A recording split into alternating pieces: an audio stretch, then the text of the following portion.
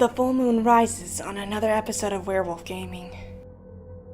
I don't have much time to prepare, but before I black out, I can tell you what I know, what I remember.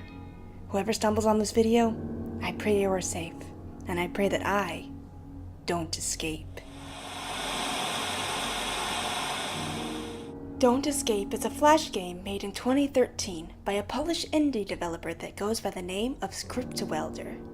It is a simple game, with a simple premise. You are the protagonist, and you are also a werewolf. The goal of the game is to do everything in your power to keep yourself in that room, and how well you prepare decides what ending you receive. Even though the transformation happens tonight, there isn't actually a time limit. It's a giant puzzle to figure out at your own pace, and then turn in your answer by waiting for night to fall.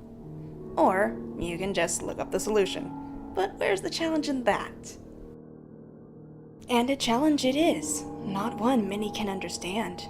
Though it seems like a fool's errand to lock yourself away once a month, there are the sparse few individuals for which this feels very, very real.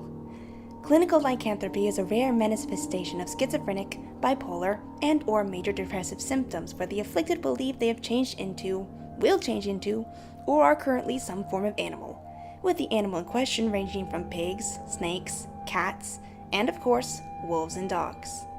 Though werewolves and mental instability have always been associated with one another since ancient times, it wasn't until the 1850s that clinical lycanthropy began to be documented in its own right, with roughly 56 cases documented over this time period, 13 of which involved the classic idea of shape-shifting into a wolf creature. One such case from 2014 involved a 21-year-old man who experienced many hours of delusions, starting with severe anxiety that lasted for 2 hours, and then going into bouts of uncontrolled growling, insisting that he was becoming a wolf.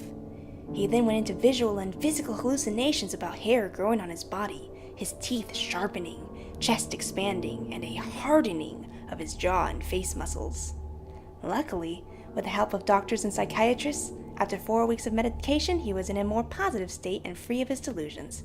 A happy ending for a bizarre situation. As for me and my fate, I'm afraid it won't be as simple as that. For in Don't Escape, it takes trial and error to figure out how to control the beast within. And I don't have the luxury of time. For any minute now, Oh, it's morning already? Well, geez, I was worried for nothing. Whew. Thanks for joining me on another episode of Werewolf Gaming.